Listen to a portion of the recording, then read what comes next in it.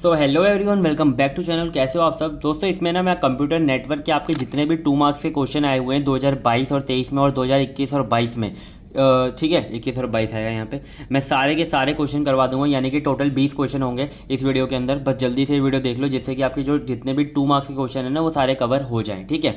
तो सबसे पहला क्वेश्चन आया हुआ था हमारा, explain the difference between point two point and point to multi point connection, ठीक है। तो इसके अंदर क्या होता है ना कि इसके बीच में हमें डिफरेंस बताना है। तो हमें क्या पहले आपको पता होना चाहिए पॉइंट टू पॉइंट क्या होता है, पॉइंट टू मल्टी पॉइंट क्या होता है। A point two point connection is a direct link between two devices. It dedicated communication part between the two and points, यानी कि कोई भी दो डिवाइसेस के बीच में अगर कोई भी हमारा डेडिकेटेड पाथ है कम्युनिकेशन के लिए तो उसे क्या कहते हैं हम, पॉइंट टू पॉइंट कनेक्शन। फिर है हमारा point to multi point connection. अब point to multi point connection involves a single central point node. एक हमारा क्या होगा, एक हमारा सिंगल पॉइंट होगा जहाँ से डेटा जा रहा होगा, और सारे कितने और सारे नोड्स होंगे वो मल्टीपल होंगे, ठीक है। यानी कि एक नोड से मल्टीपल नोड्स पर अगर डेटा जा रहा है तो उसे कहते हैं पॉइंट टू मल्टी पॉइंट, ठीक है। नेक्स्ट देखते हैं, define bit rate and baud rate, ठीक है। ये बिट रेट क्या होता है और बॉड रेट क्या होता है। तो बिट रेट का सबसे पहले तो आपको पता ही होगा, it is the number of bit transmitted per second in a communication channel. किसी भी कम्युनिकेशन में कितनी बिट हर एक सेकंड पर ट्रांसमिट हो रही है उसी को कहते हैं bit rate. It measure the amount of data that can be sent और received in a given amount of time, ठीक है। जो भी आपको अमाउंट ऑफ टाइम मिला है उसके अंदर कितना डेटा आपका सेंड हो गया वो पता लगा लेते हैं हम उससे। फिर आता है बॉड रेट। बॉड रेट का मतलब ये होता है कि आपके सिग्नल्स पे कितने चेंजेस आए पर सेकंड पे, ठीक है। आपका जो सिग्नल है वो पर सेकंड पे कितनी बार चेंज हुआ। It is a number of signal changes per second in a communication channel, ठीक है। It measure the number of times the channel signal can change state that can be transform, ठीक है। Transform, ठीक है। Basically ये क्या है ना कि मतलब ये है कि आपके जो सिग्नल है ना, जब आप वो हर सेकंड पर कितनी बार अपने स्टेट को चेंज कर रहा है वो, ठीक है, वो होता है हमारा क्या, बॉड रेट। फिर आता है क्या, हमें पूछा था कंपेयर करने के लिए OSI and TCP/IP protocol suit को, ठीक है। ये तो आपको पता ही होगा, बहुत इजी है, दोनों के दोनों इंपॉर्टेंट टॉपिक्स हैं। तो हमारा जो आपको इसमें ना बस 3 ही पॉइंट लिखने हैं क्योंकि 2 ही नंबर में आया हुआ है। OSI की जो फुल फॉर्म लिख देनी है, ओपन सिस्टम इंटरकनेक्शन। TCP/IP की फुल फॉर्म लिख देनी है, transmission control protocol internet protocol, ठीक है। OSI के अंदर 7 लेयर होती हैं और TCP/IP के अंदर 4 लेयर होती हैं, ठीक है। It is less reliable then TCP/IP and it is more reliable then OSI model, ठीक है। ये 3 पॉइंट आप लिख कर आ सकते हो, आराम से 2 नंबर मिल जाएंगे।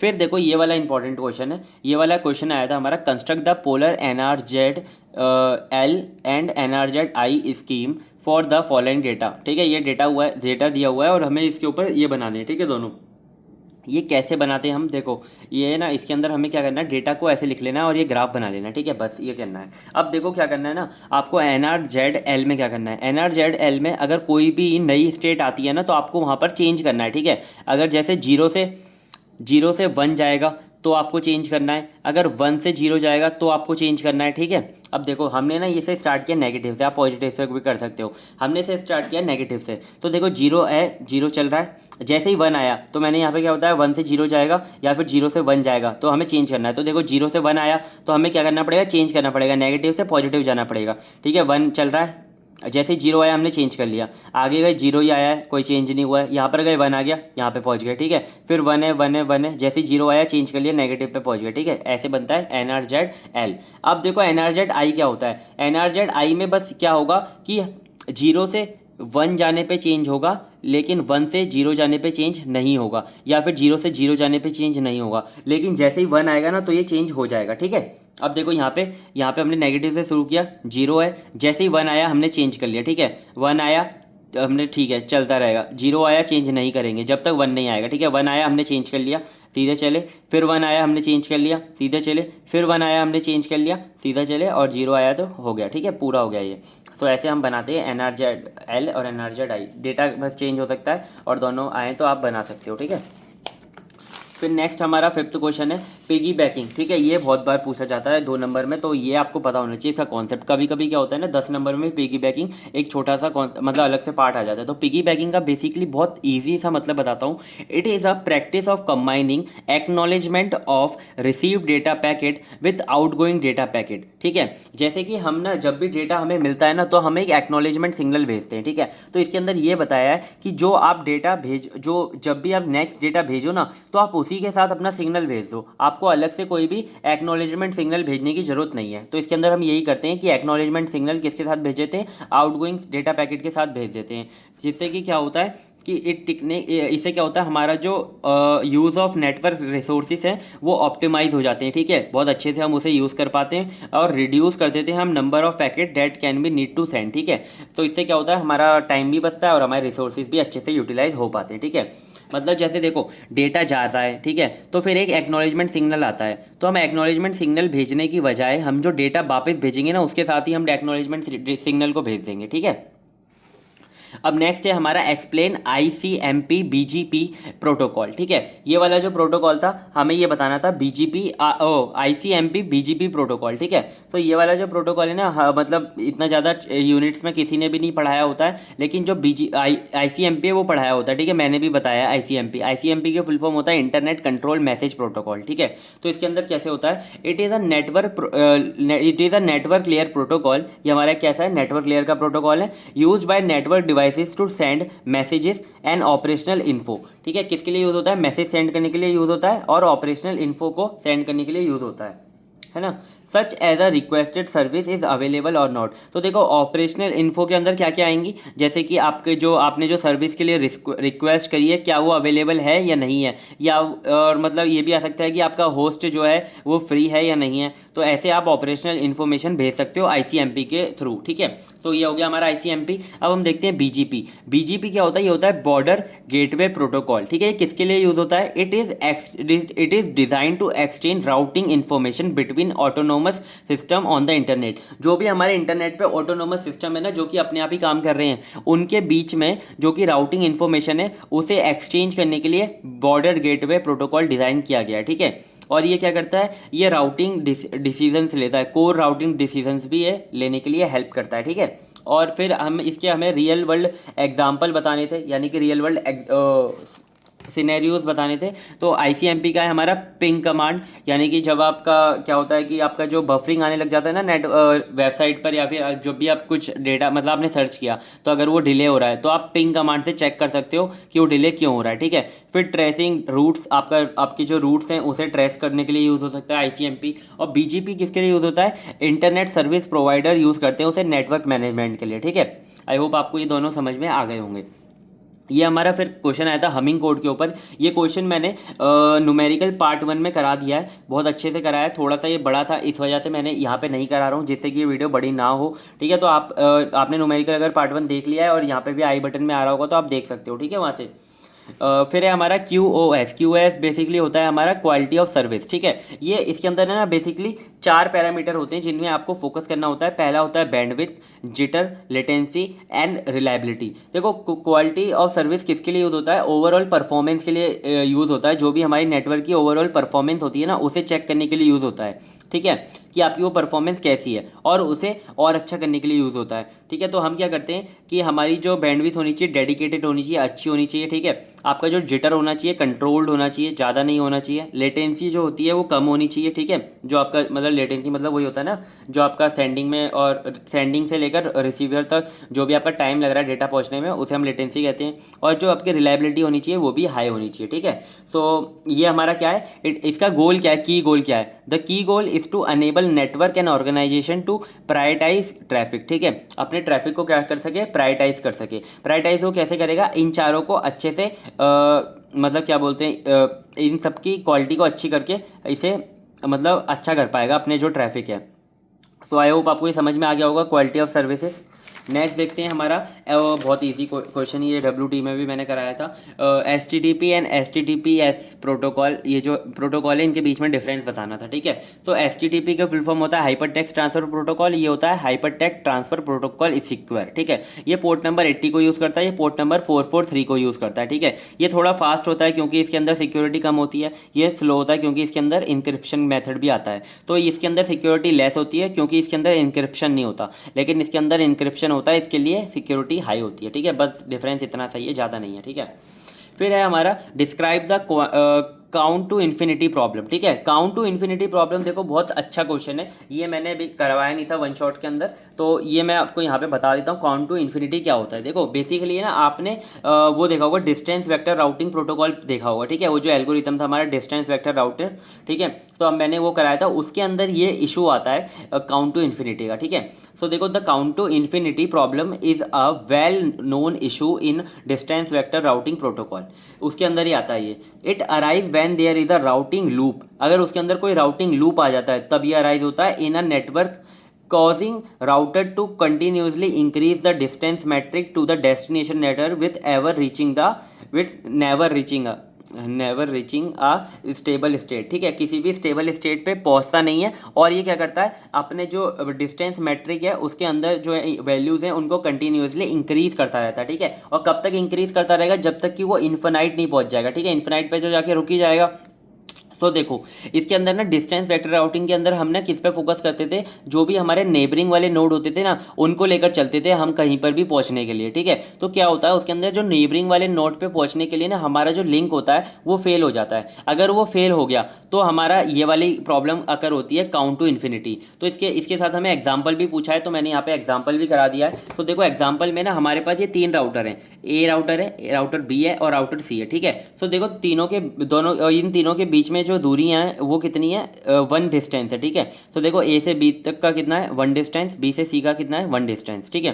तो यहाँ पे मैंने लिख लिया ए से बी तक पहुँचने के लिए हमें 1 डिस्टेंस लगता है, ए से सी तक पहुँचने के लिए वाया बी तो हमें 2 लगता है। ऐसे ही हमने सबका लिख लिया, ठीक है। अब देखो इसमें क्या होता है कि सपोज करो कि आपका बी से लेकर सी तक जो आपका लिंक है वो फेल हो जाता है, ठीक है। अब जैसे ही ये वाला लिंक अगर फेल हो जाएगा ना तो आपकी जो बी से लेकर सी तक जो डिस्टेंस होगी ना वो इन्फानाइट हो जाएगी, ठीक है। क्योंकि वो फेल हो गया, आप उससे तो पहुंच ही नहीं सकते, तो आपकी डिस्टेंस कितनी हो गई इन्फानाइट, यानी कि वो कहीं वहां पर कहीं कभी पहुंच ही नहीं सकता। तो सी क्या करेगा अपनी टेबल को अपडेट कर देगा इन्फानाइट, और क्या और है ना मतलब ए को नहीं बताएगा कि ऐसे लिंक टूट गया है, वो अपने बस टेबल को अपडेट कर देगा। अब इसके अंदर टेबल के अंदर जो इन्फानाइट वैल्यू होगी उसी से जो जितने भी नोड होंगे ना वो अपनी अपनी वैल्यू को धीरे धीरे इन्फानाइट कर लेंगे, जिससे कौन सी प्रॉब्लम आ जाएगी, काउंट टू इन्फिनिटी प्रॉब्लम आ जाएगी, ठीक है। आपने अगर DVR किया है ना डिस्टेंस वेक्टर राउटर तो आपको ये अच्छे से समझ में आ गया होगा, ठीक है। यहाँ पे हमारे 2022-23 के जितने भी 2 मार्क्स के क्वेश्चन थे वो खत्म हो गए, ठीक है। अब हम करेंगे 2021-22 में जो क्वेश्चन आए हैं उन सबको। तो सबसे पहले पूछा था ट्रांसमिशन मीडियम क्या होता है नेटवर्किंग के अंदर। तो ट्रांसमिशन मीडियम वही होता है जो फिजिकल पाथ होता है जिससे कि आपका जो डेटा ट्रांसमिट होता है उसी को हम ट्रांसमिशन मीडियम कहते हैं, ठीक है। It is refer to the physical pathway through which data transmitted from one device to another, ठीक है।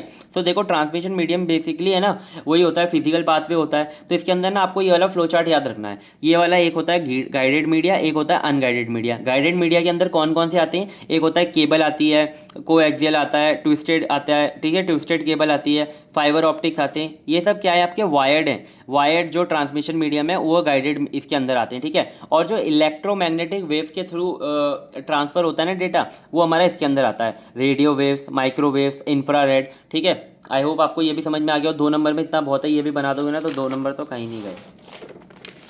फिर है आपका what do you understand by network topologies, ठीक है। टोपोलॉजीज क्या होती हैं आपकी, ये इंपॉर्टेंट 10 नंबर में भी क्वेश्चन आ सकता है। The physical arrangement of computer system, देखो physical arrangement of computer system कैसे आपके कंप्यूटर्स अरेंज हैं, ठीक है, which is connected to each other via communication medium is called topology. बस इतनी सी डेफिनेशन है। और टोपोलॉजी के टाइप्स देख लो, बस टोपोलॉजी हो सकती है, रिंग टोपोलॉजी हो सकती है, ट्री हो सकती है, मैश हो सकती है, स्टार हो सकती है, हाइब्रिड हो सकती है, ठीक है। ये सारी टोपोलॉजी के टाइप एक बार अगर आपको पढ़ने हैं तो वन शॉट वीडियो जल्दी से जाके चेकआउट करो फर्स्ट वाली, उसके अंदर मैंने आपको पढ़ाया है, ठीक है। फिर आता है आपका transmission delay in flow control. Transmission delay का जो है ना न्यूमेरिकल भी आता है, तो मैंने यहाँ पे आपका फॉर्मूला लिख दिया है। तो देखो ट्रांसमिशन डिले होता क्या है, time taken by a sender sender के थ्रू जो टाइम लिया जाता है, send all the bit of a frame on to the wire, ठीक है, वायर पे पहुंचाने के लिए जितना भी आपका टाइम लगता है, देखो फ्रेम के अंदर जितनी भी बिट हैं उनको वायर तक पहुंचाने के लिए जितना आपका टाइम लगता है, यानी कि जो भी जिससे भी आपका डेटा सेंड होगा उस तक पहुंचाने के लिए जितनी भी बिट हैं उसको जितना टाइम लगता है उसे कहते हैं ट्रांसमिशन डिले, ठीक है। मतलब जैसे आपको है ना ये समझो कि आपके पास एक वायर है, ठीक है, और आपका एक फ्रेम है, ठीक है, आपके फ्रेम के अंदर बहुत सारी बिट हैं, उससे आपको वायर तक पहुंचाने के लिए उस बिट को जो टाइम लगता है ना उसे कहते हैं ट्रांसमिशन डिले। और ये हमारा ना एक कंपोनेंट होता है किसका, टोटल डिले का। टोटल डिले के अंदर एक छोटा सा रोल प्ले करता है ट्रांसमिशन डिले भी, ठीक है, ये जब ऐड होता है तभी हमारा टोटल डिले निकल के आता है। तो इसका फॉर्मूला होता है हमारा डेटा साइज अपॉन बैंडविड्थ, ठीक है, डेटा साइज अपॉन बैंडविड्थ इसका क्या होता है, फॉर्मूला होता है। नेक्स्ट देखते हैं, नेक्स्ट क्वेश्चन है हमारा right note on round trip time, ठीक है, राउंड ट्रिप टाइम भी इंपॉर्टेंट है, ऐसे ऐसे क्वेश्चन आ सकते हैं, ठीक है, जैसे कि काउंट टू इन्फिनिटी है, राउंड ट्रिप टाइम है, और बीजीपी है, ठीक है, ये सब क्वेश्चन आ सकते हैं। और राउंड ट्रिप टाइम क्या होता है, जैसे कि आपका डेटा गया और एक्नॉलेजमेंट आया, ठीक है, डेटा गया मतलब सेंडर से लेकर रिसीवर तक पहुंचने तक डेटा को क्या कहते हैं, लेटेंसी कहते हैं उस टाइम को। लेकिन आपका डेटा गया और एक्नॉलेजमेंट आया, डेटा जाने तक और एक्नॉलेजमेंट आने तक जो टाइम लगता है उसे कहते हैं राउंड ट्रिप टाइम, ठीक है, मतलब डेटा गया और एक्नॉलेजमेंट आया उन दोनों टाइम को अगर हम प्लस कर दें तो वो होता है हमारा round trip time, also known as round trip delay, ठीक है। RTT is a length time it take for a data packet to be send to a destination with the time it take for a acknowledgement of that packet to be received back at the origin. I hope आपको ये समझ में आ गया होगा, ठीक है। Discuss the role of logical addressing. Logical addressing क्या होती है, हमारी आईपी एड्रेसिंग होती है। देखो फिजिकल एड्रेसिंग हमारी मैक एड्रेस हो जाता है और लॉजिकल एड्रेसिंग हमारी कौन सी होती है, आईपी एड्रेस होता है। तो देखो ये क्या होता है, for a different level of communication we need a global addressing scheme known as logical addressing, ठीक है, हमें हर एक लेवल पे कम्युनिकेशन करने के लिए एक हमें ग्लोबल एड्रेसिंग चाहिए होती है जिससे कि हम कम्युनिकेट कर पाएँ, ठीक है, हमें सबके लिए एक यूनिक एड्रेस असाइन करना पड़ता है, उसी को हम कहते हैं लॉजिकल एड्रेसिंग।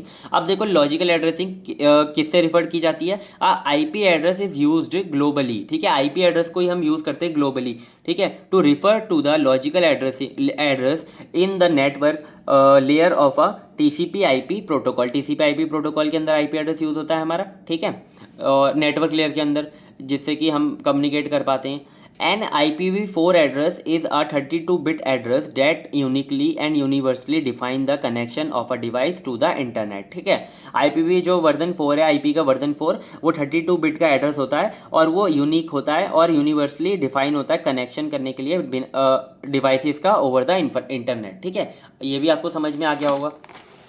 फिर हम देखते हैं नेक्स्ट क्वेश्चन, डिफाइन डेटाग्राम्स इन स्विचिंग। देखो स्विचिंग टेक्निक आपने पढ़ी होंगी, जब हम एक जगह से दूसरी जगह डेटा पहुंचाते हैं स्विचिंग के थ्रू, तो हम स्विचिंग में क्या करते हैं ना, तो हमें एक हमारा स्विचिंग होती है पैकेट स्विचिंग। पैकेट स्विचिंग के अंदर एक हमारी आती है डेटाग्राम, यूज़ करते हैं हम उसमें डेटाग्राम का, ठीक है, तो डेटाग्राम उससे क्या होता है, डेटाग्राम से मतलब छोटे छोटे पैकेट होते हैं उन्हें हम भेजते हैं, ठीक है, एक जगह से दूसरी जगह, उसी को हम डेटाग्राम्स कहते हैं। मतलब बड़े डेटा को किसी छोटे छोटे डेटा पैकेट्स में हम जो कन्वर्ट करते हैं ना उन पैकेट्स को हम डेटाग्राम कहते हैं। In networking and switching a datagram refer to as self contained independent packet of a data that carries information across the network, ठीक है, पूरे नेटवर्क के अक्रॉस जो भी वो मतलब पहुंच रहा होता है सेंड जो आपका डेस्टिनेशन होती है वहाँ तक, तो आपका जो है ना वो कैरी कर रहा होता है इन्फॉर्मेशन को आपकी, ठीक है। तो डेटाग्राम बेस्ड स्विचिंग एक हमारी डेटाग्राम बेस्ड स्विचिंग होती है जो कि फंडामेंटल मेथड है, जो किसके अंदर यूज़ होती है, पैकेट स्विचिंग के अंदर यूज़ होती है। देखो स्विचिंग का एक टाइप होता है पैकेट स्विचिंग,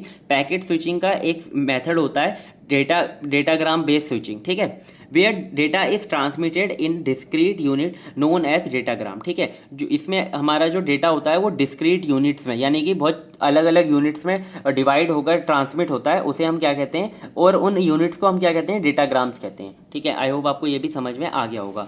फिर ये हमारा discuss about the IP ranges of classes A B C D, ठीक है, इनकी आपको रेंजेस याद करनी होती है, ज़्यादा अगर आपका वाइवा में पूछा जाता है क्वेश्चन। क्लास A की रेंज होती है हमारी 1 से लेके 126, क्लास B की रेंज होती है हमारी 128 से 191, फिर होती है हमारी क्लास C की रेंज 192 से 223 और डी की होती है हमारी 224 से 239।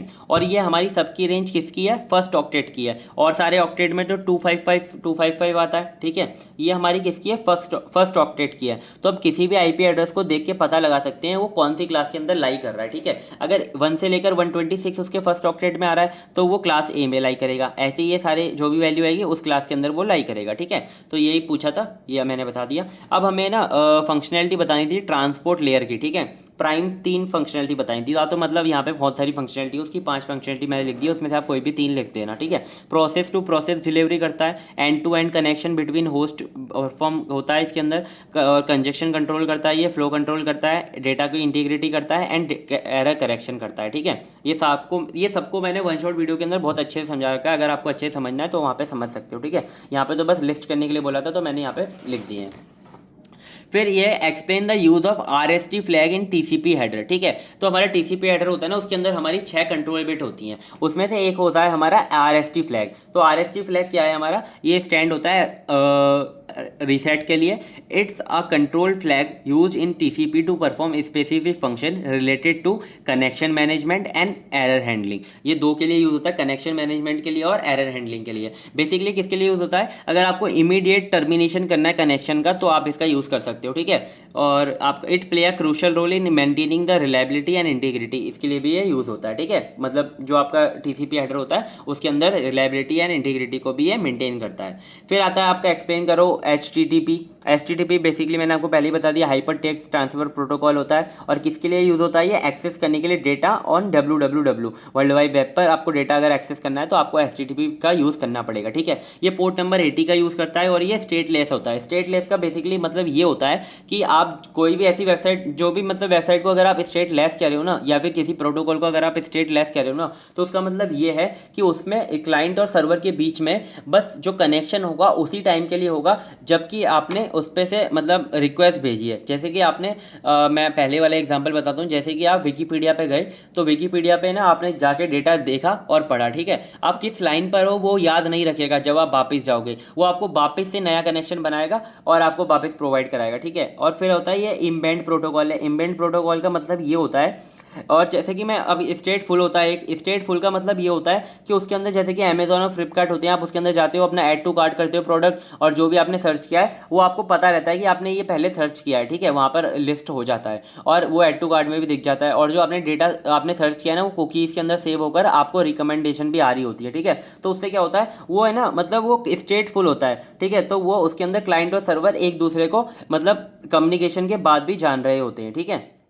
और इनबाउंड का प्रोटोकॉल का मतलब ये होता है कि इसके अंदर ये कमांड और डेटा फ्रॉम से देखो, जनरेट कमांड एंड डेटा दोनों के लिए ये ना एक ही पोर्ट नंबर का यूज़ कर रहा है, उसे कहते हैं इनबाउंड, ठीक है। इसे कहते हैं 80 नंबर पोर्ट नंबर का ये यूज़ करता है दोनों के लिए, मतलब कमांड भी जनरेट करने के लिए और डेटा को ट्रांसमिट करने के लिए भी, दोनों के लिए किसका पोर्ट नंबर का यूज़ करता है, 80 पोर्ट नंबर का। तो यहाँ पे हमारे टोटल 20 क्वेश्चन हो गए हैं, ठीक है। 2021-22 2021 एंड 22 एंड 2022 एंड 23 दोनों पेपर के जो भी 2 मार्क्स के क्वेश्चन आए थे सब मैंने करवा दिए। तो सेक्शन ए ज़्यादा अगर रिपीट होता है तो आई होप ये भी रिपीट हो जाए। तो आपको बस क्या करना है, प्लीज़ चैनल को सब्सक्राइब करो, ऐसे ही सपोर्ट करते रहो, जल्दी से जल्दी हमारे 10 के करवाओ सब्सक्राइबर, ठीक है।